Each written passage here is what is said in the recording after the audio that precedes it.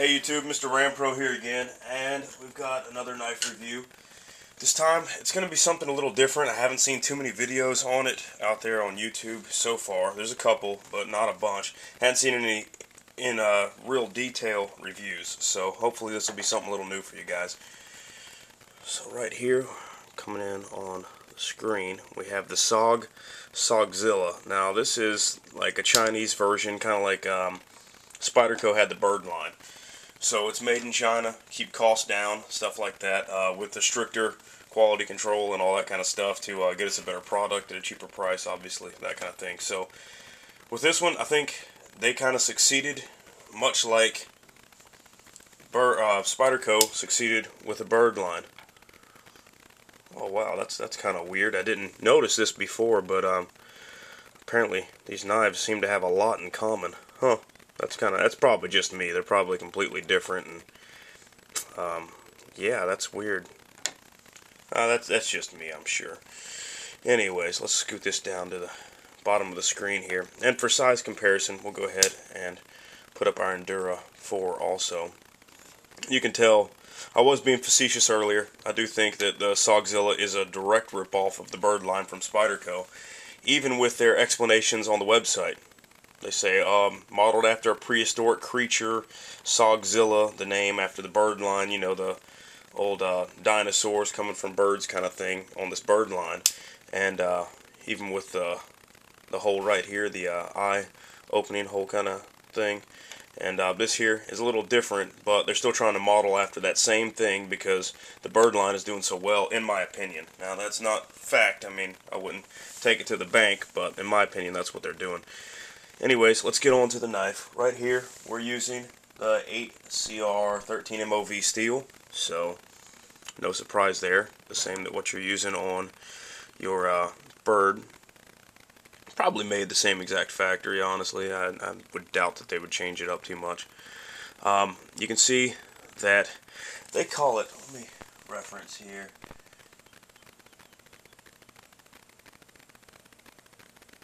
They call it a prehistoric armor plate gripping texture on this Zytel handle.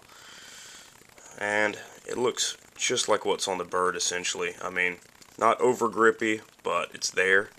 You know, kind of a one-way pattern of hash marks kind of thing.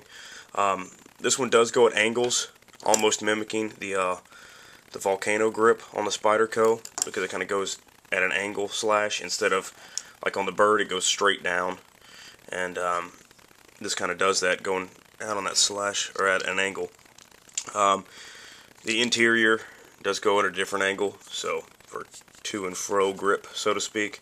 You do have an opening hole, which is extremely common, apparently, in these knives. And you can tell which market they're trying to get to. They're trying to get to the market that appeals to me and you. The Spyderco, the bird, you know, that kind of market, and it's working. I don't think that honestly they hit far from it. I've been carrying this one here for probably 4 days now, I think, and I'm really liking it so far. I've got the opening pretty smooth on it. When I got it, it was a little stiff, but after working it, goes pretty smooth. The blade got a fairly decent blade shape. This kind of, I would call it like a drop point. It kind of drops down there at the tip. Kind of reminds me of some of the older Spyderco tips that drop down. You can see with this one here, kind of drips down a little bit, or drops down a little bit, sorry. You can see that blade shape there. I do like how they bevel these edges here, almost that false edge, you know, for piercing or whatever they call it. You know, I mean, realistically, probably not the greatest at a piercing task, but this is almost false edge grind back here, so that's pretty cool. It looks nice, and it feels really smooth on the hand, and that's something I noticed on the bird line. That, you know, you run your finger up and down this, it feels really smooth and just feels nice, you know, it feels really good. Just the sweet curves in it and everything. And the Spyderco has straighter lines and not as many curves, obviously. But this here mimics that curve really well, nice and smooth. You do have some nice jimping here on the back that, pretty good, honestly. I was kind of surprised, fairly aggressive. And here on the back, not so much. You do have a little bit of jimping here on your thumb release for the lockback. This is a lockback design like the others. And you have a lanyard hole and that patented SOG deep carry pocket clip. And I really like that. This thing is really wide.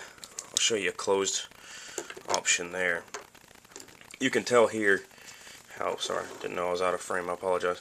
You can see how much wider they are. I mean, now here down at the base, I'll call this the base, down here at the bottom portion, about the same. But when it comes up here to the top and everything, you can see that you've kind of got an extra wide little area, and it's nice to have all of that knife in your pocket with that deeper pocket clip. Now if I were to put it like I was carrying it in a pocket, and this just happens to be laying up here, so like a magazine, it's a baby magazine. We are expecting a baby, so that's cool. Sorry. You can see how much is going to be sticking out. The SOG's pretty much completely covered, and your pocket clip on your bird is right there. So you can see that realistically, I mean, obviously, look at it. Pocket clip's good compared to the bird. The bird line does let you switch it around to all four corners. The SOG's only left right. You're still going to have the tip up carry, so if that's something that you're into, that's cool. You can take it apart and put it there. So you do have access here through that hole to the Torx bit. These are all Torx bits, so that's nice. You can adjust the pivot screws and stuff like that. Get access to that Torx bit, take it out, swap your clip over, and you're good to go for left-hand pocket, you know. So that's pretty cool. Overall, let's see if I've mentioned everything. 3.8 inches, 3.8 inches on the blade, sorry. And put these back in. Actually, just because we know it's exactly like the bird, there's a flash 2 up there also, and that'll get us a more direct size relation there. 3.8 inches on the blade, overall 8.5 inches, 8.54. You got 4.8 ounces, it says on the weight, but honestly, I don't think it's that heavy. I think that weight might be a copy and paste from a solid stainless steel version they do have. I'd be hard pressed to believe that this is honestly 4 ounces. Really lightweight, feels light, and if it is 4 ounces, well, hey, they did a good job of hiding it because it's pretty good. They do have skeletonized stainless steel liners inside, so that's cool, and that's also available on your bird line, so you're kind of getting there. You can see that they honestly found something that was working and went with it, and I like it. You do have an open spot here in your thumb hole, and I thought that if you wanted to, you really could, I guess, just take a grinder or something, clip off this extra little chunk right here, round it out, and I might try this, I might not, I'm not sure yet, round it out down here at the base, and almost have like an Emerson opening feature with that. I mean, it's already open, and I mean, I know probably people have tried it, cutting the hole open on a couple of these other knives and stuff like that. This one seems already halfway done. I don't know if it'd be worth it or not. It might not be worth it because you still have a little bit of knife, some of this blade steel over here. You have your SOG Sogzilla tang stamp right there. So you don't really want to mess with that too much. But if you took a little off, it might work, it might not. I don't know. I'm probably, now to think about it, would not try it. Lockup, pretty good. About what you would expect from the knife. I mean, really, I can feel a little play when I put a little bit of torque on there. Yeah, and that bird's still locking up nice and tight. This you do have a little bit of play, but honestly not enough to where if I wasn't making a video about it I would notice it. But yeah, overall a really pretty good knife. Let me go ahead and knock out the rest of these features. I apologize, this is a 10-minute video. Kind of went back into some other stuff. Zytel for the handle. Obviously got the straight edge. Made in China. MSRP on it's $49. I got this for, let's say maybe 20, a little over 20 on, oh god, now I don't remember, KnifeWorks probably, something like that, one of the knife websites. You'd have to look around. I really honestly forgot where I bought this from, but off the internet somewhere. So check it out, pretty good deal, and I appreciate your time, guys. Thanks a lot.